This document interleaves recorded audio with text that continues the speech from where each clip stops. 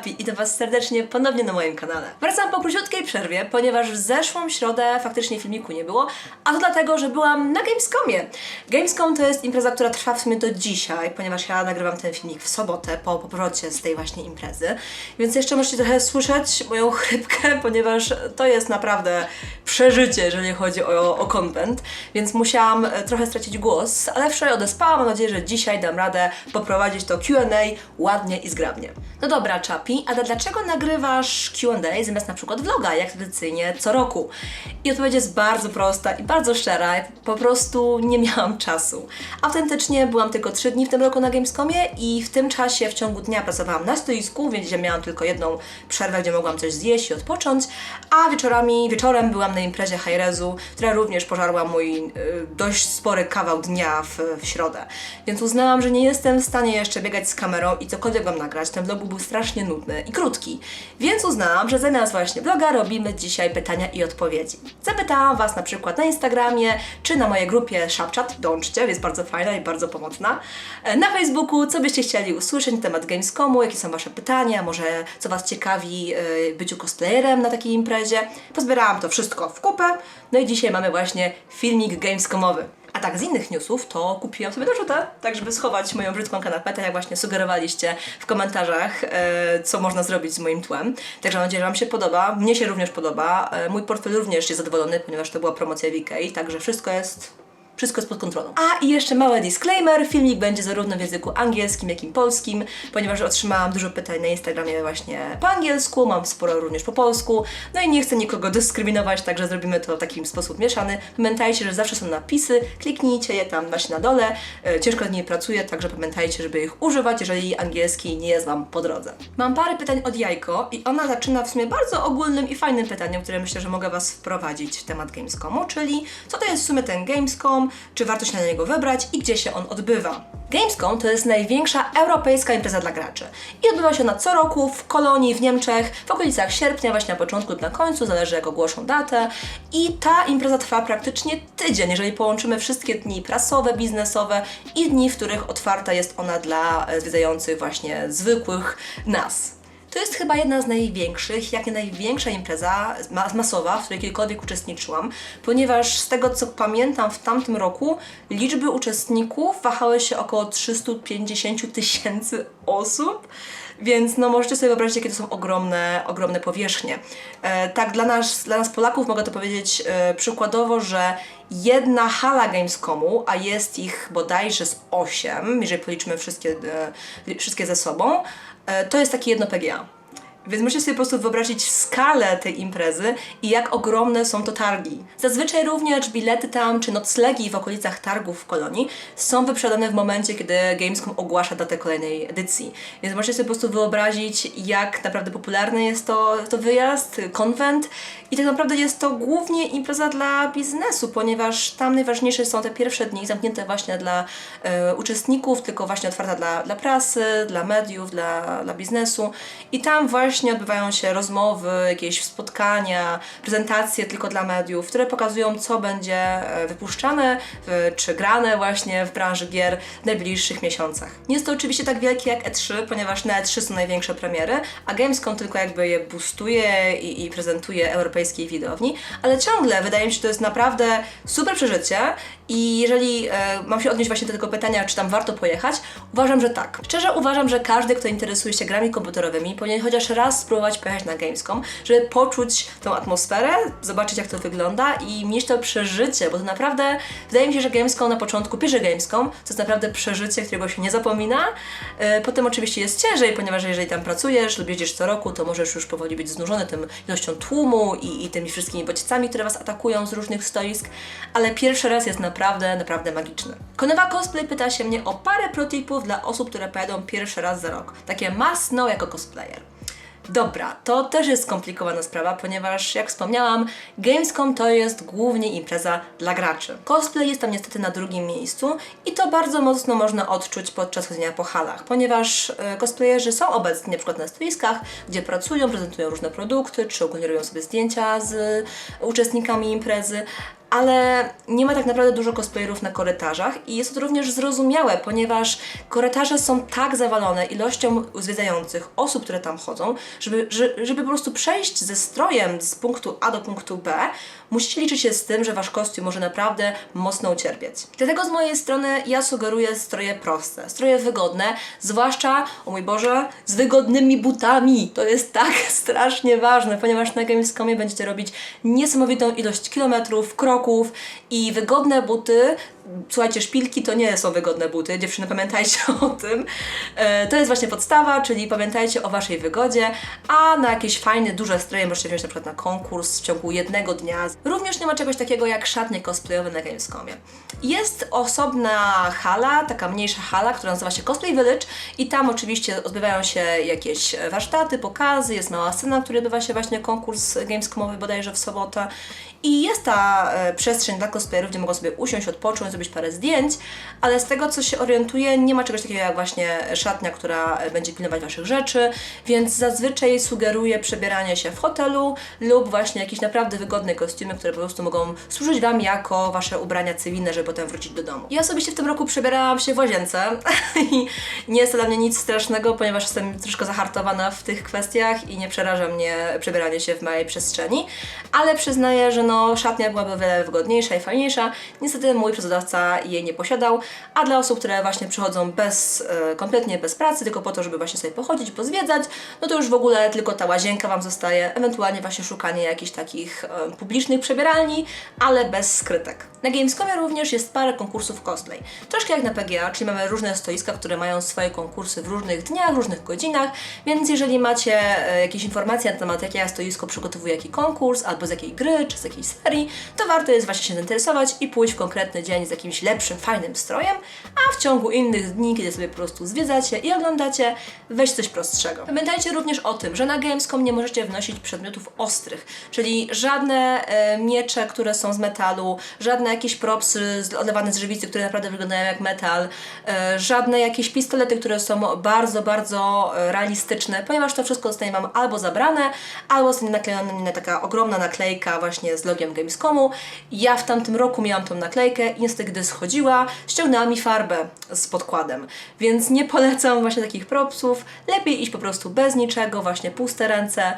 Uwierzcie mi, nikt nie będzie miał wam tego za złe, a wy sobie oszczędzicie noszenia tego, jak i również później przyjemności właśnie z tymi naklejkami. A Kworak pyta się mnie również, czy były jakieś cosplaye ze Star Warsu. Wiesz co, ja osobiście takich strojów nie widziałam, ale to może też być przez fakt, że byłam po prostu przypięta do stoiska Case Kinga w hali 7 i niezbyt miałam czas czy okazję chodzić po halach i szukać właśnie jakichś fajnych cosplayerów i strojów, więc niestety ja ich nie uświadczyłam, ale jeżeli właśnie jesteście zwiedzającymi, to spokojnie możecie pochodzić właśnie przez te wszystkie dni, zahaczyć o Cosplay Village i tam na pewno będzie masa przeróżnych strojów z różnych uniwersów. Lekosa Cosplay pyta się, czy na Gamescom można pojechać w cosplayu bez zaproszenia, czy trzeba mieć takie zaproszenie. Oczywiście, że można pojechać na Gamescom w cosplayu.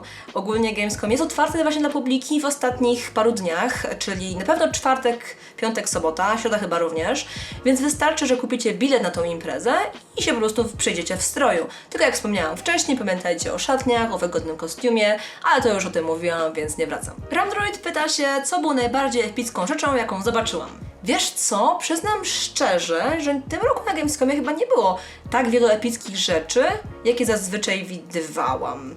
Może dlatego, że nie było stoiska Blizzarda. Zazwyczaj właśnie na Blizzardzie były ogromne statuły różnych postaci, jakieś właśnie stoiska, które były inspirowane Warcraftem czy Overwatchem, więc naprawdę można było tam zawiesić oko, jak i również był konkurs Blizzardowy, co roku się on tam odbywał. No i właśnie w tym się nie udało, nie było tego konkursu, więc również nie widziałam jakichś szczególnie ogromnych, ciekawych strojów. Chyba bym powiedziała, że najciekawszą rzeczą, jaką widziałam w tym roku, było stoisko albo Final Fantasy, albo Borderlandsów, ponieważ mieli oni na Borderlandsach bardzo fajne statuły właśnie postaci, które wychodzą, tych nowych Willianów, bardzo dużo fajnych cosplayerów, więc było na czym właśnie to oko zawiesić. Natomiast Final Fantasy było po prostu ogromne. To było stoisko, które zajmowało bodajże połowę hali, było naprawdę wielkie i to sama wielkość, sam rozmiar tego stoiska troszkę przytłaczał, więc to było mega ciekawe. One Way Girl pyta się mnie, dlaczego warto się wybrać na Gamescom. I tutaj musi paść zapaść pewne pytanie, ponieważ bez niego jestem pewna, że odpowiedź jest prosta. Czy jesteś graczem i czy naprawdę interesujesz się grami komputerowymi? Jeżeli odpowiedź brzmi nie, to w takim razie Gamescom nie jest kompletnie dla Ciebie. To jest impreza głównie dla graczy, która jest skupiona właśnie na stoiskach, na których nie do końca możecie nawet coś kupić, tylko po prostu możecie mieć szansę zagrać jakąś grę przedpremierowo, czy zobaczyć jakieś demo, czy zobaczyć twórców tych gier. Więc jeżeli faktycznie Was to interesuje, to jest miejsce dla Was. Inną kwestią jest fakt, że na Gamescom jest naprawdę ogromna ilość ludzi. Więc jeżeli radzicie sobie zbyt dobrze z jakimiś tłumami, czy jakimiś ciasnymi korytarzami na konwentach, to naprawdę odradzam Wam tą imprezę, ponieważ jest tam zbyt dużo osób i można się naprawdę poczuć zgniecionym. Jest ciężko się gdziekolwiek przedostać, trzeba iść bardzo wolno. Kolejki do różnych bardziej popularnych tytułów mogą się na przykład kończyć na około 6 godzinach czekania, żeby w nie zagrać. I to jest true story, to było na przykład właśnie na Cyberpunku w tym roku. Była kolejka do kolejki, żeby czekać 6 godzin, żeby zobaczyć kawałek Cyberpunka granego właśnie na stoisku. Więc jeżeli nie lubicie czekać, jeżeli nie lubicie na przykład być zmiażdżonymi przez ludzi, to w takim wypadku Wam to odradzam. Podsumowując, jeżeli gry Was kręcą, chcecie zagrać najnowsze tytuły, chcecie spotkać twórców tych tytułów, pójść na jakieś afterparty, gdzie możecie spotkać właśnie osoby z tego samego community, to naprawdę polecam serdecznie Gamescom. Jest to troszkę droższa impreza, zwłaszcza na naszą polską kieszeń, ale wydaje mi się, że raz w życiu warto pojechać. Alicja Krzykalska pyta, czy to prawda, że ten konwent jest taki zły? Nie wiem, Alicjo, skąd masz informację, że ten konwent jest zły? Ja uważam, że ta impreza ma swoje wady i zalety, jak każda z większych imprez, i osobiście dla mnie przynajmniej zalety przeważają wady. Więc naprawdę wydaje mi się, że jeżeli Was właśnie kręcą gry komputerowe, to jest impreza dla Was. Złe w nich może być na przykład fakt, że jest właśnie strasznie ciasno, że jesteście bardzo, bardzo wymęczeni. Ceny jedzenia na przykład w jakichś stoiskach, ceny wody, jakichś posiłków ciepłych są strasznie zawyżone, ponieważ no jak wiadomo impreza masowa, więc te food trucki mogą narzucać wyższe ceny. Co jeszcze? Kwestia kolejek może być dobijająca, no bo no faktycznie czekanie 6 godzin, żeby zagrać jakąś grę, dla mnie to jest chore, ja bym nie była w stanie tyle wysiedzieć, więc to jest dla mnie na przykład wielki minus, jeżeli nie ma się przez przepustki prasowej, medialnej, żeby wejść w te dni biznesowe, to może być problem. Gosia Łosoś pyta się, jakie masz protipy a propos podróżowania ze strojami samolotem? Gosiu, taki filmik już powstał i jest na moim kanale, dziko Wam tutaj zalinkuję, żebyście mogli sobie go oglądnąć. Pokazuję mniej więcej, jak się pakuje do walizek, jakie typy walizek wybieram i takie podstawowe protipy na temat właśnie lotów z dużym bagażem. A tak w skrócie. Cosplay do bagażu rejestrowanego, czyli do dużej walizki, najlepiej plastikowej, wytrzymałej, ponieważ tam możecie włożyć wszystko, co jest niebezpieczne, czyli nożyczki, jakieś hot glugany, lakiery do włosów, kleje, farby, wszystko tam możecie właśnie włożyć i nie martwić się o to, że Wam to zabiorą na kontroli. Dużo folii bąbelkowej. Pamiętajcie o tym, żeby koniecznie zapakować swoje elementy kostiumu w folię, jakoś je zabezpieczyć w tej walizce, ponieważ na lotnisku oni się nie cackają z tymi bagażami i rzucają walizy jak chcą i jest szansa, że coś może się ułamać, więc lepiej być zabezpieczonym niż potem płakać na Gamescomie czy gdzieś tam w hotelu, że coś się zniszczyło. Pamiętajcie również, że jeżeli Wasze props czy skrzydła nie mieści się do bagażu rejestrowanego i jest troszkę za duży na walizkę, to możecie go również zapakować na przykład jakiś karton, jakieś pudełko i nadać go jako bagaż ponadwymiarowy. To działa na takiej samej zasadzie jak bagaż rejestrowany, więc taka sama opłata, tylko kwestia tego, żeby nie przekroczyć tych wymiarów, ponieważ każda linia lotnicza ma swoje własne wymiary na temat bagażów ponadwymiarowych i trzeba się do nich bardzo mocno, zastosować, sprawdzać z linijką, czy wszystko jest tak, jak powinno być, ponieważ mogą Wam tego bagażu nie przyjąć, więc trzeba być ostrożnym i być właśnie zabezpieczonym w tej kwestii. Łukasz Klinger pyta się mnie, jakie figurki dodałaś do swojej kolekcji tym razem. Muszę Wam lekko nakreślić sytuację, żebyście mniej więcej zrozumieli, o co chodzi. Więc jestem fanką zbierania figurek. Zbieram figurki z gier od twórców, którzy nazywają się Vanillaware i pod ich właśnie skrzydłami są na przykład takie tytuły jak Odin Sphere, Muramasa czy Dragon's Crown. Styl rysowania tych gier i postacie, jakie są właśnie w tych historiach, są naprawdę mega, mega piękne. Cała gra zazwyczaj jest w stylistyce 2D, są one strasznie bajkowe, kolorowe, baśniowe, piękne. I ja po prostu kocham te figurki i bardzo chętnie Wam zaraz pokażę tutaj w przebitkach. Więc co roku wybieram się właśnie w wolnej chwili na stoiska sprzedawców do hali chyba 5 w tym roku, gdzie mogę właśnie sobie poszukać jakichś nowych figurek, tak żeby nie płacić na przykład za przesyłkę z zagranicy, tylko kupuję je na miejscu i potem wiozę właśnie w walizce do domu. W tym roku miałam na swoim celowniku 2 nowe figurki.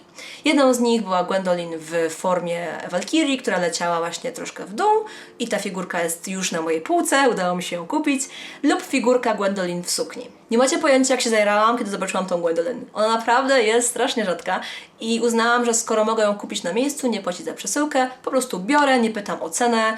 Okej, no była straszna, ale dobra, uznałam, że no, to jest takie hobby, że trzeba się czasem wykosztować, więc kupiłam ją i zabrałam do domu. A co się okazało w domu, słuchajcie? Moja piękna figurka, za którą zapłaciłam pełną sklepową cenę, nawet troszkę zawyżoną bym powiedziała, ale uznałam, że okej, przesyłka w cenie, więc wszystko sponio. Była używana, była otwarta i kiedy ją otworzyłam, to na podstawce, na skrzydłach, na sukience był wszędzie kurz.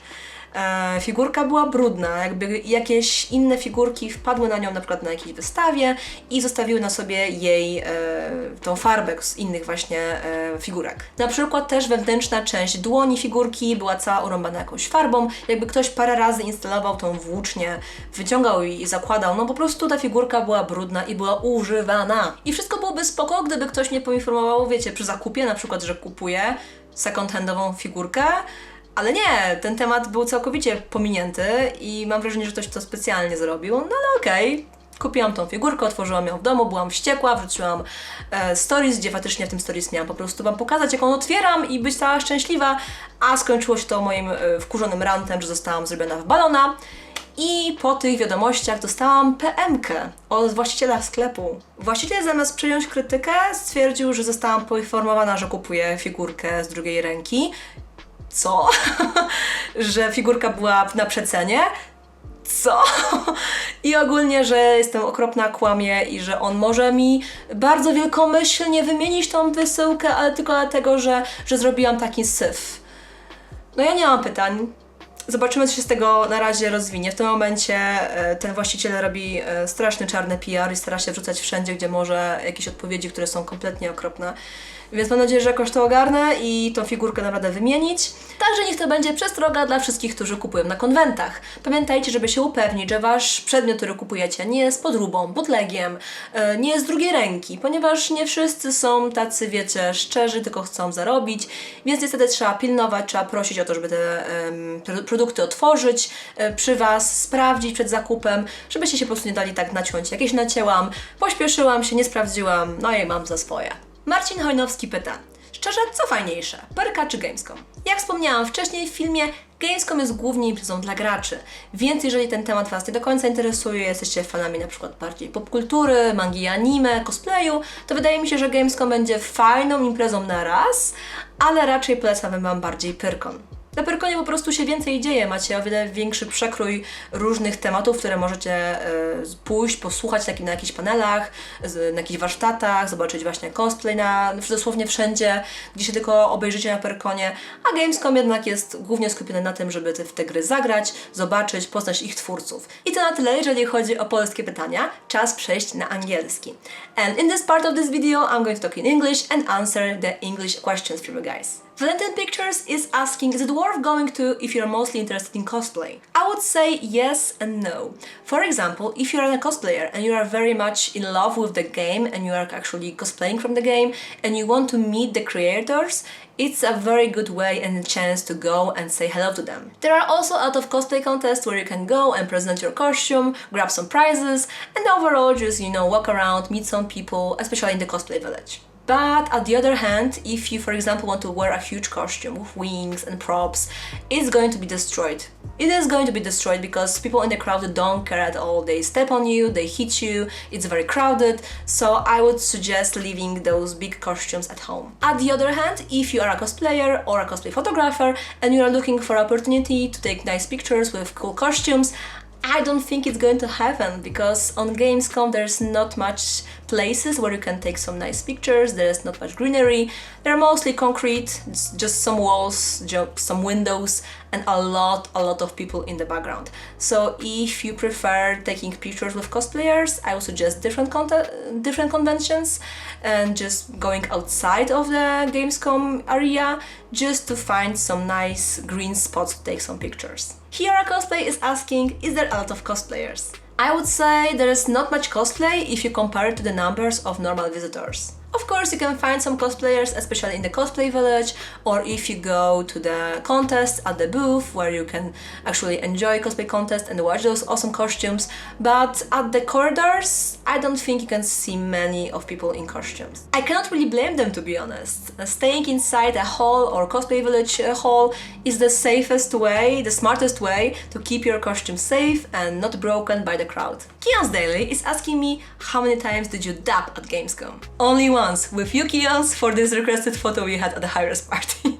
Tech Wayman is asking me why I'm leaving already. This year at Gamescom I was there only 3 days for work and I actually don't mind it at all because Gamescom is so tiring and I have more time to, for example, make this video right now for you guys and study for my master's degree. Scar Dolphin is asking me what's your favorite convention? For sure that's not Gamescom. And I'm not saying it in a mean way, trust me. I just mean that Gamescom is super tiring for cosplayers, you know, for your feet. The loud noises of the booths are very tiring for your head. So after that, I just prefer sleeping and taking it easy. My favorite conventions will be actually the type which is very laid back and chilled. For example, I had a very good experience at Genki this year. I was there last month in Denmark. I loved it there. It was very chilled, very, just relaxed. And the cosplay contest was amazing. I had so much fun watching those people on stage. So I think just relaxed conventions, small conventions are the ones I enjoy the most. Okay guys, I think that's all for the English questions as well. I picked the most interesting ones. And yeah, wydaje mi się, że to będzie już na tyle, jeżeli chodzi o nasze Q&A. Mam nadzieję, że Wam się podobało i troszkę Wam nakreśliło, jak wygląda Gamescom od środka, jak się tam bawiłam i co mniej więcej sądzę o tej imprezie. Osobiście zachęcam Was wszystkich, żebyście chociaż raz w życiu spróbowali Gamescomu. Uważam, że to jest naprawdę doświadczenie, które pokaże Wam, jak malutkie są nasze konwenty i jak dużo osób interesuje się popkulturą i grami komputerowymi. Ja tam jeżdżę co roku, więc jest duża szansa, że możemy się tam spotkać, pogadać, zrobić sobie jakieś zdjęcie i ogólnie ponarzekać wspólnie na to, jak bardzo bolą nas nogi.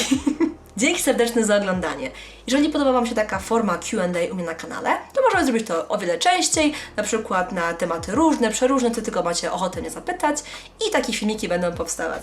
Pamiętajcie, że tutaj możecie mnie subskrybować, tutaj jest mój Patronite, a z tej strony będzie jakiś filmik z mojego kanału. Przybiliśmy już również 7000 subów, więc bardzo Wam dziękuję. Jestem przeszczęśliwa i wdzięczna, bo to właśnie dzięki Wam, że oglądacie, komentujecie, dajcie te lajeczki, te łapki. Naprawdę widzę, że kanał się rozrasta i jestem strasznie szczęśliwa. Także dziękuję jeszcze raz i do zobaczenia w następnym filmiku. Do zobaczenia. Pa! Buźka!